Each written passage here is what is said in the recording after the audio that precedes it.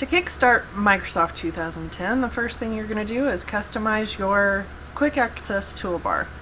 If you click on this little menu right here, you can choose the options that you believe that you'll use the most often. You can also go to more commands in order to see additional options. The area just beneath the quick access toolbar is called the ribbon. This is broken down into different tabs, and on the Home tab you're going to find the keys that you will generally use most often.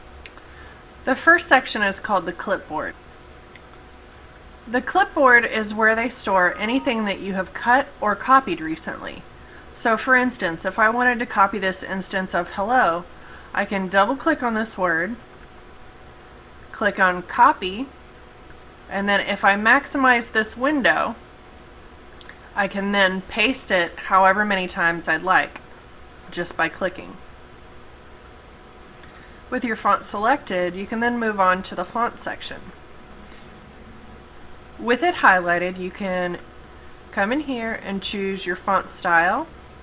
And if you know what it starts with, so for instance, if I wanted to use Comic Sans, I can type in COM and it will automatically pop it up there. I can make my font one step bigger or one step smaller, or if I wanted to make them all capital letters, I could make that change as well. Now, an accident that I just made was I accidentally made this a superscript, which means it's like the squared button. It makes it smaller and raises it up a little bit. So in order to take away that effect, I'm just going to click on that button again. Just as you had in the clipboard, the font also has another menu. So if you click on that little menu, it's going to pop up with more choices. So you can do a strike through, which would be great for editing purposes. You can do small caps, but notice how it changes right down here so you can see what it looks like. Okay, any font changes that you make here, you can see a preview just to see it before you apply it.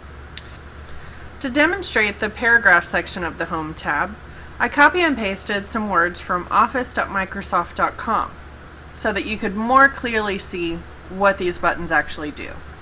Right now, by default, everything is lined up to the left. This is called the alignment keys. If I click right here, notice that if I hover over that key, you can see the shortcut. So if I held down Control and tapped on the letter E, that would center my words. Or I can just use this button. Okay, I can also right align it, so it's got a straight line over here, and then it's jagged over here.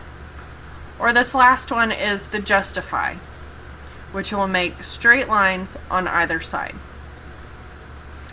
This button is for line spacing. If you want to add a little bit of space in between the lines of your paragraph, you can click right here, and you can hover over it to see what it's going to look like.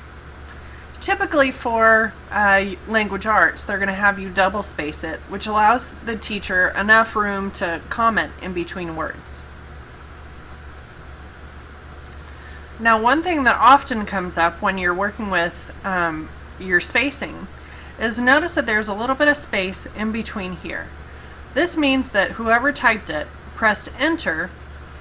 So if I come up to my line spacing, I can say remove space after paragraph, and that will squish everything together. Within one of our projects, we will be working with bullets, so I'm not going to go too much into detail, but that's what these are here for. We've got the unordered bullets, which basically means that it doesn't really matter what order they're in, it's just a bunch of dots. Now, if you had a procedure or something, something that has to go in a specific order, numbered bullets would be the way that you would want to go. And you can apply them and take them away just by clicking on that button.